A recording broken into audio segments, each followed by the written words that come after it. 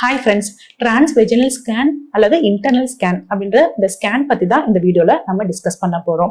நிறைய பேருக்கு வந்துட்டு பிரெக்னெண்டா இருக்கும்போது பாத்தீங்கன்னா ஃபர்ஸ்ட் ஸ்கேன் டிரான்ஸ்வெஜினலா பண்ணணும்பா, அடிவழியா பார்க்கணும் அப்படின்னு சொல்லும்போது, ஐயோ டாக்டர் வேண்டாம், என் குழந்தைக்கு ஏதாவது ஆயிடும், வேண்டவே வேண்டாம் அப்படின்னு சொல்லி பயந்துக்குவாங்க.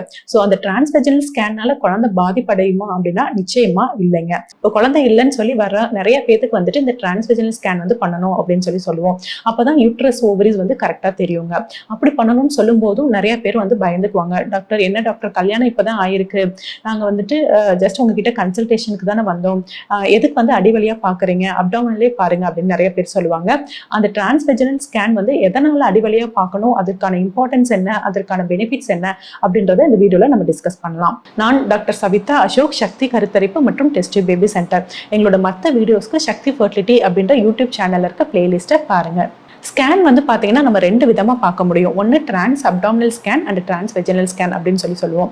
நம்ம பாத்தீங்கன்னா அப்டாமின்ல நிறைய பார்ட்ஸ் இருக்கு நம்மளுக்கு ஸோ லிவர் பார்க்கறது, கிட்னி பார்க்கறது, அடுத்து நம்மளோட குடல் பார்க்கறது, கேல் பிளாடர் பார்க்கறது, நம்மளோட பேன்கிரியாஸ் பார்க்கறது அப்படின்னு எதை பார்க்கறதா இருந்தாலும் நம்ம அப்டாமின்ல பார்த்துடலாம். பட் நம்மளோட யூட்ரஸ் அண்ட் ஓவரிஸ் பாத்தீங்கன்னா பெல்விஸ் கிட்ட இருக்கு அண்ட் உள்ளால இருக்கும்போது நம்மளோட அந்த அப்டாமன் ஒரு சிலருக்கு பாத்தீங்கன்னா வயிறு பகுதி கொஞ்சம் பெருசா இருக்கும். ஸோ அப்படி இருக்கும்போது நம்ம அப்டாமின்ல பார்க்கும்போது நம்மளோட யூட்ரஸ் அண்ட் ஓவரிஸ் கரெக்டா தெரியாதுங்க. அடிவழியா பார்க்கறதுக்கும் அப்டாமின்ல பார்க்கறதுக்கும் நிறையவே டிஃபரன்ஸ் இருக்கு.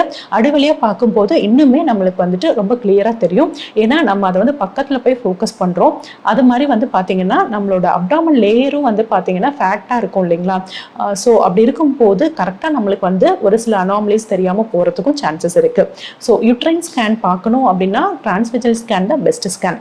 ஸோ இது யாருக்கு பார்ப்போம் அப்படின்னா கல்யாணம் ஆனவங்களுக்கு தான் நம்ம நிச்சயமா இந்த ஸ்கேன் பார்க்க முடியும். கல்யாணம் ஆகாதவங்களுக்கு பாத்தீங்கன்னா பிளாடரை ஃபில் பண்ணிட்டு நம்ம யூட்ரஸ் அண்ட் ஓவரிஸை அப்டாமின்லயே பார்த்துறோம்.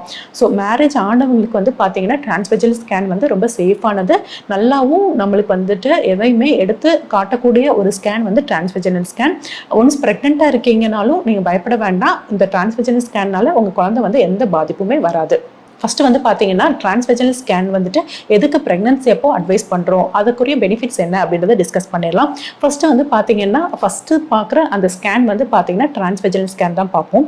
ஸோ குழந்தை கரு உருவானதும் பாத்தீங்கன்னா ரொம்ப சிறுசா தான் இருப்பாங்க. ஒன்ஸ் அதுக்கப்புறம் வளர ஆரம்பிக்கும் போது நம்ம வயிற்றுலேயே பார்த்துடலாம், அழகா அதுலேயே தெரிஞ்சிருவாங்க. பட் ஃபர்ஸ்ட் ஃபார்ம் ஆகும்போது பாத்தீங்கன்னா ரொம்ப குட்டியா இருக்கும்போது யூட்ரஸ்ல மேலே கூடி வச்சு நம்ம டிரான்ஸ் அப்டாமினலா பார்க்கும்போது அவ்வளோ தெளிவா நம்மளுக்கு தெரியாது. அண்ட் நம்ம ரொம்ப early-ஆ 6 weeks-ல பார்க்கும்போது அப்பதான் ஹார்ட் பீட் ஃபார்ம் ஆயிருக்கும். ஸோ நம்ம அப்டாமினலா பார்க்கும்போது அதோட ஃபேட் லேயர்ஸ்னாலேயோ அப்டாமினல் மசில் ரொம்ப திக்கா இருந்தாலோ நம்மளுக்கு கரெக்டா தெரியாதுங்க. ஸோ அதெல்லாம் மிஸ் பண்றதுக்கு சான்சஸ் இருக்கு. ஸோ டிரான்ஸ்வெஜினலா பார்க்கும்போது கரு எப்படி இருக்கு, எந்த இடத்துல ஃபார்ம் ஆயிருக்கு, யூட்ரஸ்ல இருக்கா இல்ல வெளியில இருக்கா, எத்தனை குழந்தைங்க இருக்காங்க, சிங்கிள் டன்னா இல்லாட்டி ட்வின்ஸா, இல்லாட்டி நம்ம அந்த பேபியோட அந்த சிஆர்எல்னு சொல்லுவோம், கரெக்டா லென்த் கரெக்டா அந்த வீக்ஸ்க்கான லென்த் இருக்கா, க்ரோத் இருக்கா, அண்ட் ஹார்ட் பீட் ஃபார்ம் ஆயிருக்கா அப்படின்னு சொல்லிலாம் நம்ம கால்குலேட் பண்ணணும் அப்படின்னா டிரான்ஸ்வெஜினல் ஸ்கேன் ரொம்ப பெஸ்டானது. நிறைய பேருக்கு வர டவுட்ஸ் என்ன அப்படின்னா, டாக்டர் இதை பார்க்கலாமா, என் பேபிக்கு இந்த ரேஸ் அஃபெக்ட் பண்ணுமா அப்படின்னு சொல்லி கேட்பாங்க. இந்த ஸ்கேன்ல பாத்தீங்கன்னா ஹை ஃப்ரீக்வன்சி அல்ட்ராசவுண்ட் வேவ்ஸ் தான் இந்த ஸ்கேன்ல நம்ம இம்ப்ளிமெண்ட் பண்ணியிருக்காங்க. ஸோ அந்த வேவ்ஸ் நம்மளுக்கு பேபிக்கு ஒண்ணுமே பண்ணாதுங்க. நீங்க பிரெக்னன்சி டைம்ல அவாய்ட் பண்ணணும் அப்படின்னா சிடியும் அண்ட் எக்ஸ்ரே கட்டாயம், அந்த ரேடியேஷன் எக்ஸ்போஷர் இருக்கக்கூடாது. பட் ஸ்கேன் எத்தனை தடவை நம்ம பார்த்தாலும் பேபிக்கு ஒன்றும் ஆகாது. ஸோ நீங்க ஸ்கேன் பார்க்குறோமே, அடிக்கடி பார்க்குறோமே, பேபிக்கு ஏதாவது ஆயிடுமோ அப்படின்ற பயம் வேண்டாங்க.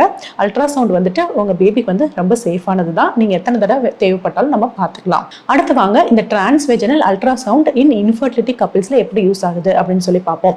ஸோ இன்ஃபர்டிலிட்டி அப்படின்னு சொல்லி வரும்போது நம்ம பேசிக்கா பண்ற இன்வெஸ்டிகேஷன் ஒரு சில பிளட் டெஸ்ட்டும் அண்ட் ஸ்கேனும் தான் பார்ப்போம். ஸோ டிரான்ஸ்வெஜினல் ஸ்கேன் நம்ம பார்க்கும்போது யூட்ரஸும் ஓவரிஸும் ரொம்ப பக்கமா இருக்கிறதுனால ஏதாவது யூட்ரஸ்ல ப்ராப்ளம் இருக்கு அப்படின்னா நம்மளால ஈஸியாவே ஐடென்டிஃபை பண்ண முடியும்.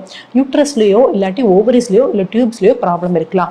அப்படி என்ன இருக்கலாம் அப்படின்னு கேட்டீங்கன்னா, யூட்ரஸ்ல பாத்தீங்கன்னா ஒரு சிலருக்கு பாலிப்ஸ் இருக்கலாம், இல்ல யூட்ரஸ்ல பாத்தீங்கன்னா சின்ன சதவளர்ச்சி செப்டம்னு சொல்லுவோம், அந்த மாதிரி இருக்கலாம். இல்ல யூட்ரஸ்ல பாத்தீங்கன்னா நீர்க்கட்டின்னு சொல்லிட்டு அந்த ஃபைப்ராய்டா இருக்கலாம்.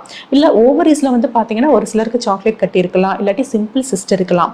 நம்மளுக்கு யூஸ்வலா பாத்தீங்கன்னா யூட்ரஸ் அண்ட் ஓவரிஸ் மட்டும் தான் நம்மளுக்கு ஸ்கேன்ல தெரியும்.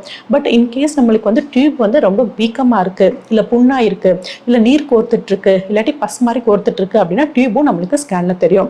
ஸோ அப்படி இருக்கிறதா வந்துட்டு நம்ம என்ன சொல்லுவோம்னா ஹைட்ரோசல்ஃபின்ஸ் இல்லாட்டி பயோசல்ஃபின்ஸ் சொல்லுவோம். அப்படி இருக்க கண்டிஷனையும் நம்ம ஸ்கேன்ல வந்து ஈஸியாக வந்துட்டு டயக்னோஸ் பண்ண முடியும்.